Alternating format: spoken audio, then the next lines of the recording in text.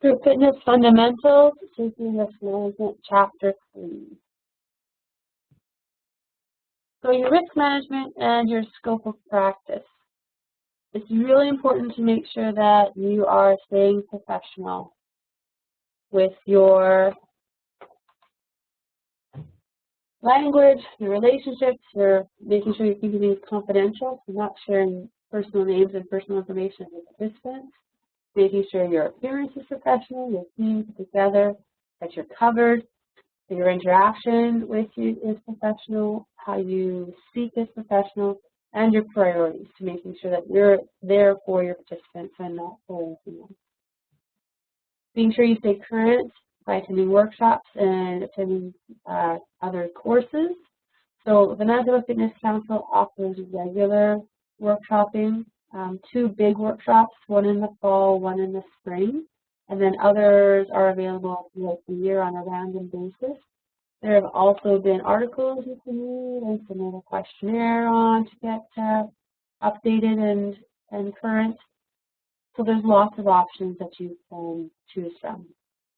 You can attend workshops offered by other organizations like Transit Pro or IDEA. There's lots of options out there. You might have in-house workshops, so the facility that you teach at might host or have workshops done by their own instructors. That's actually quite common. So you can, all that has to happen is that the facility has, or the coordinator has to apply for credit to the Manitoba Fitness Council for that workshop, and then you will get credit for it. So it actually works quite well. The YMCA also offers workshops a few times a year. So if you can get on board with them, either by teaching for them, you can get the workshops actually for free, or you can pay a non-instructor fee with them. And finally, there's other online ones you can do. IDEA has workshops you can do anytime. There's lots out there. So you have to make sure that they're accredited and recognized by the Manitoba Fitness Council, but there are lots of options out there.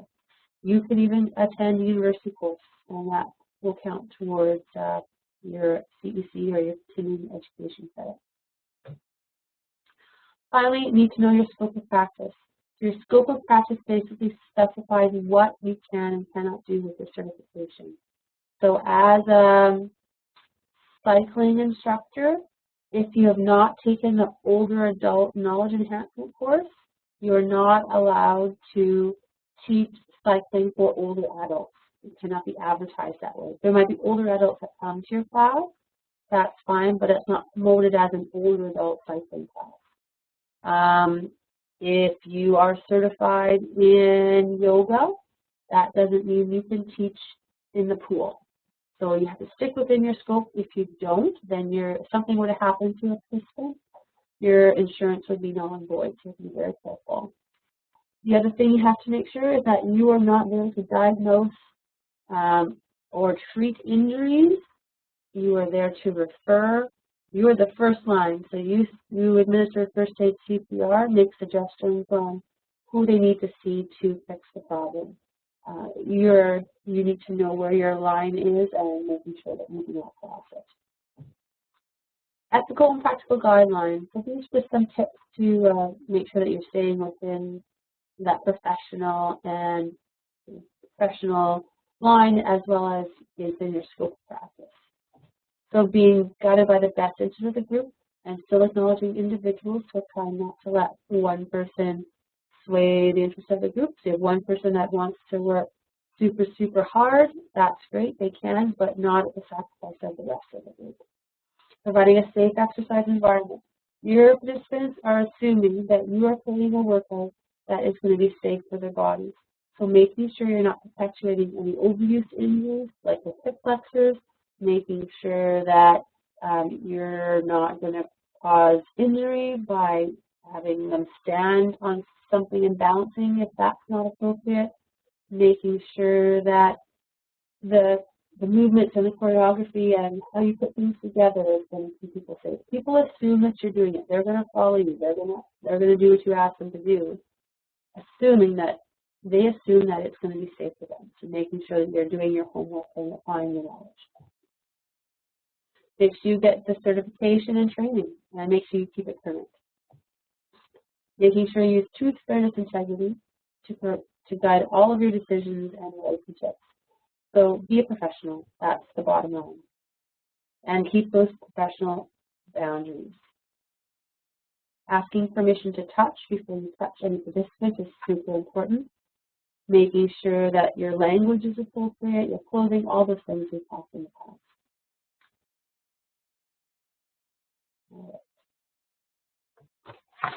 Legal and liability issues. It's up to you as the leader to find out if the facility covers you. So ask for the copy of the insurance certificate if you're not sure. Some facilities provide insurance for their leaders, some do not. So in Manitoba, we have a mandatory insurance program. So as soon as you become a member, you pay $32 a year for $2 million in liability insurance. So you are covered. You cannot opt out. We get such a cheap rate because there are several other provinces that are on the same program. The good news with that, if you move pretty much anywhere in Canada, your insurance will follow you. So you're good for that.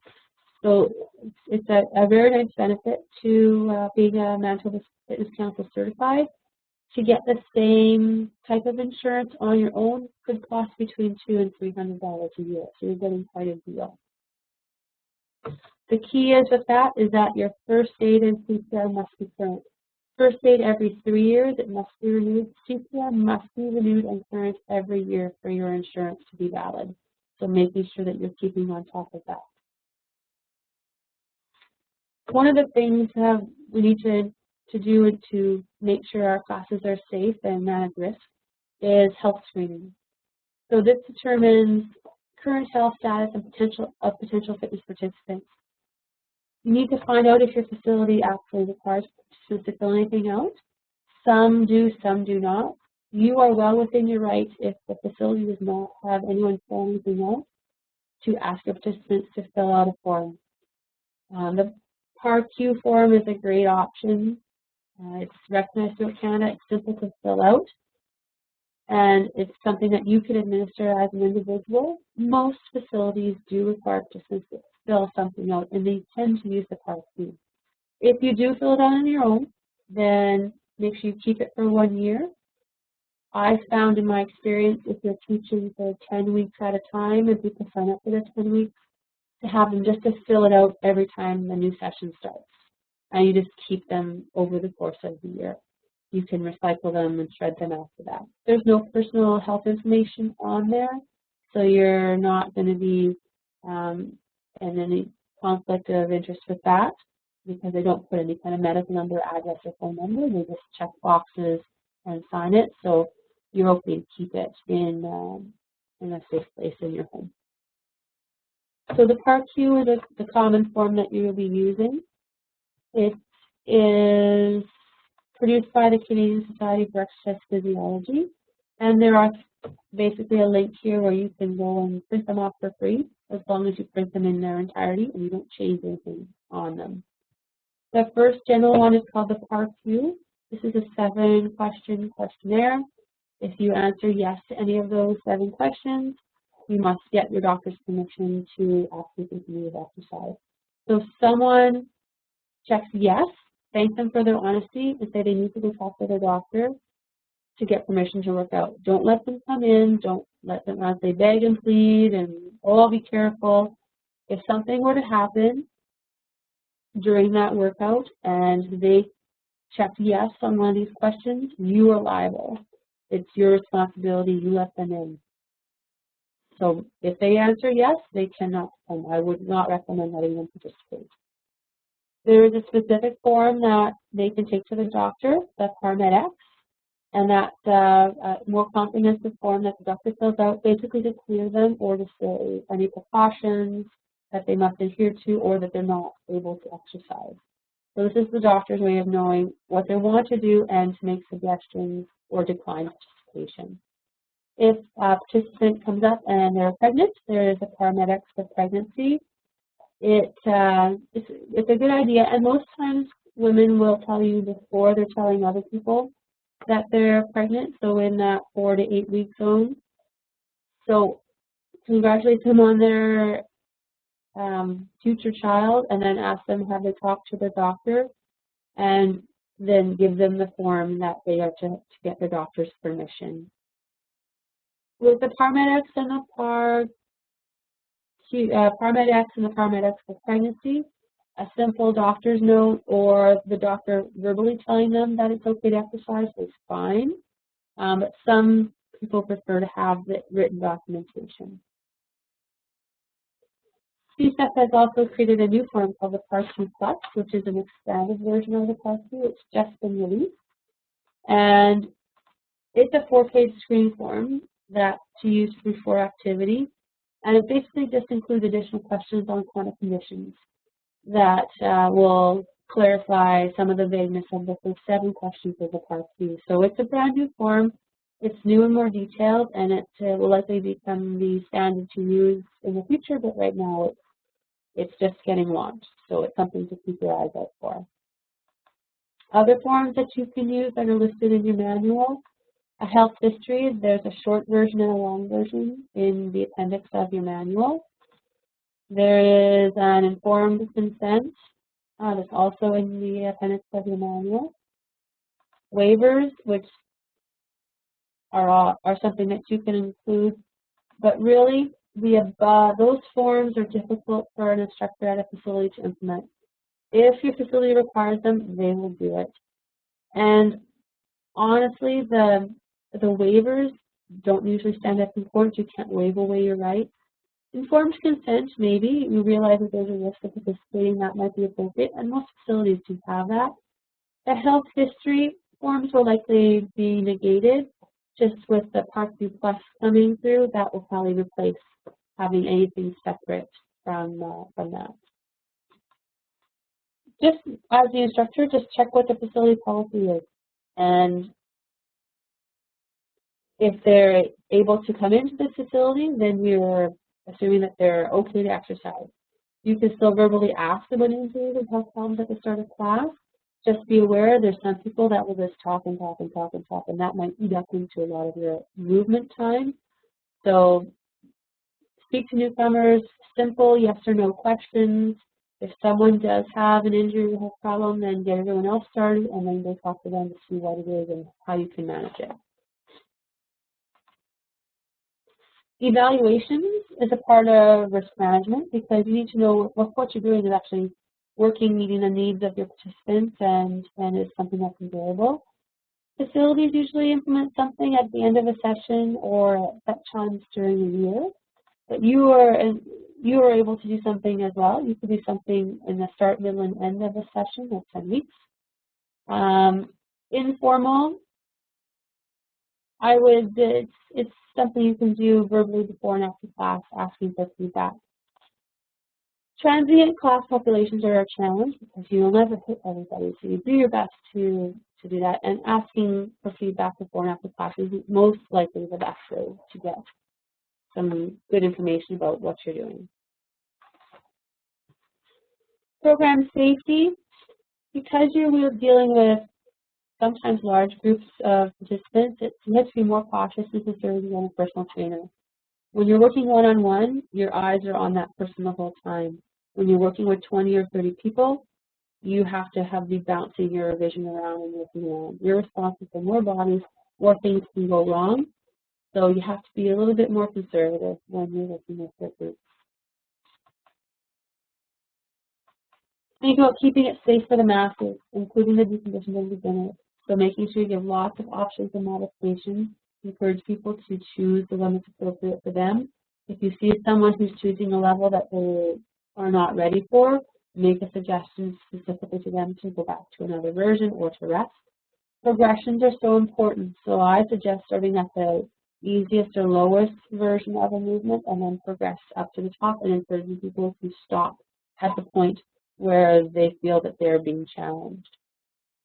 Giving participant options to take breaks, that they don't do too much too soon, is really important, because if they're too sore the 2 days after the class, then they may not come back. So you want to make sure that their body is shocked a little bit, but not to the point that they're incapacitated from their life in days to come.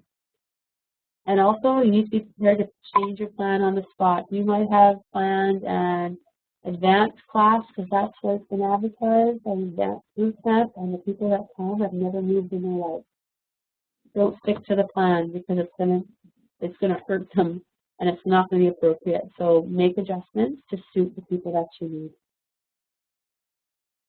Keeping movements in the safest range of motion is so important.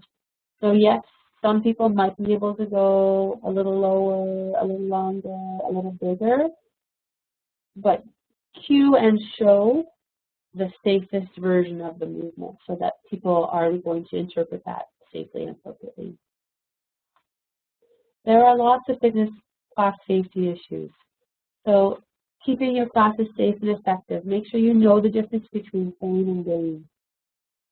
Pain means injury is imminent. It feels like things are ripping apart and you're being pulled in 8 different directions and it hurts.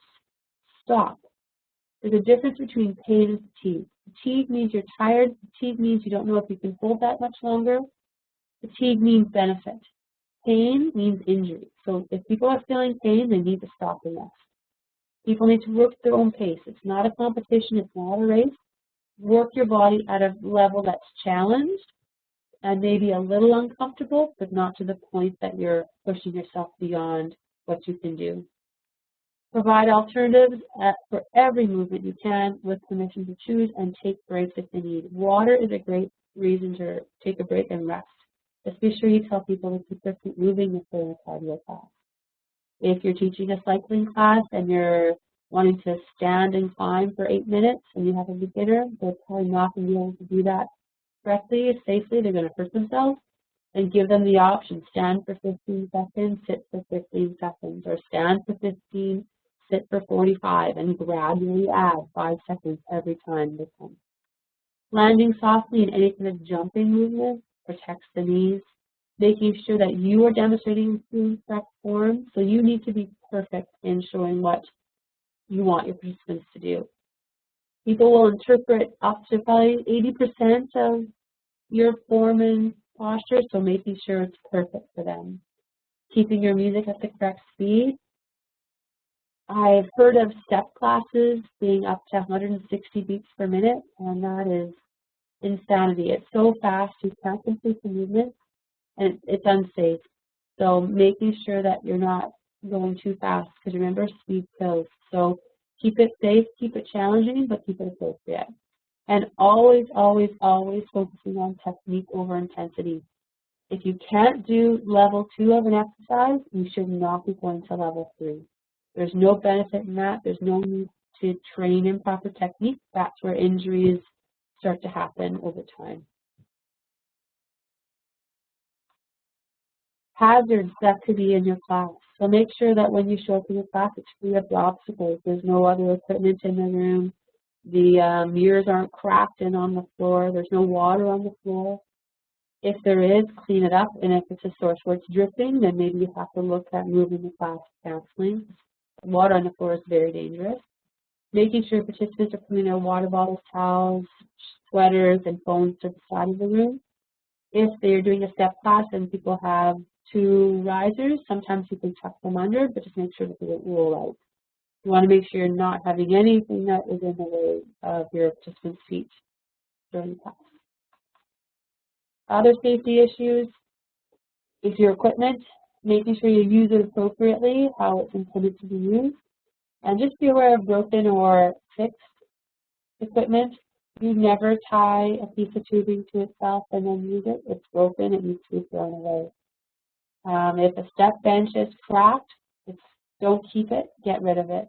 Making sure that whatever you're asking your participants to use, they're shown how to use it appropriately, they're given the safety precautions on how to use it, and that if it's damaged, then it's removed from the studio. If the flooring has no give, there's no jumping. So if it's a cement floor, don't jump. If there's some cushioning or padding, then jumping as an option is appropriate. The best scenario for any kind of jumping is a sprung wood floor. There's a lot to give to that. When you walk on it, you actually see the floor give as you step. So that's the best scenario. If you're working on carpeted floors, There's no twisting, turns, and less side-to-side moves. It's just harder on the knee because your foot catches and grips on the carpet. So then that might cause some damage to the internal structures of the knee. So just be aware. The best scenario would be wood sprung. Rubber would be the next, and then it kind of decreases as you go. Ventilation, temperature, and humidity. So if the room is hot and humid, don't open a door to the outside. That's how critters get let in, bugs and birds and squirrels, and then you have a whole different problem. Also, sometimes those doors are fire alarm doors, and then fire alarms go off, so don't open doors. Just take the intensity down, encourage more water breaks, and encourage people to drink more water after class. And asking for the investment of fans in a room also is good to keep the air circulating. If you can open the door to another indoor space, sometimes that's appropriate. But if it's just hot and humid because it's summer and it's plus 40 outside with the humidex, then you just have to take the intensity down and encourage your participants to listen to their body. Finally, you need to know your role during regarding an emergency in your studio. So, where is the nearest telephone, or are you expected to use your cell phone? Is there a first aid kit available, or you're supposed to bring one? Is there an AED or automated external defibrillator in the building? You'll know how to use it because that's part of the CPR certification now is use of AED. And what do you do in evacuation? Where are you supposed to take your people if you need to get them out of the building because of fire or something? If you're teaching in a hospital situation, you have to get a little card that indicates what the codes mean, they will call. So if there's a bomb threat or there's a fire or there's something that happens, code will be called, and you're responsible for making sure that you listen to the code and react appropriately to find out what your response is supposed to be. General causes of injuries for the leader or participant is improper technique is probably number one. Doing things improperly, and most specifically, not engaging the core properly. Lower back problems. Knees would be second, and shoulders probably would be third. So making sure that your technique is perfect, you're cueing it perfectly, and then you're monitoring to make sure people aren't making mistakes. Imbalanced muscles. So the things that are overly tight by life are made tighter in the class. So doing a whole bunch of chest strengthening exercises without stretching it is not a good idea.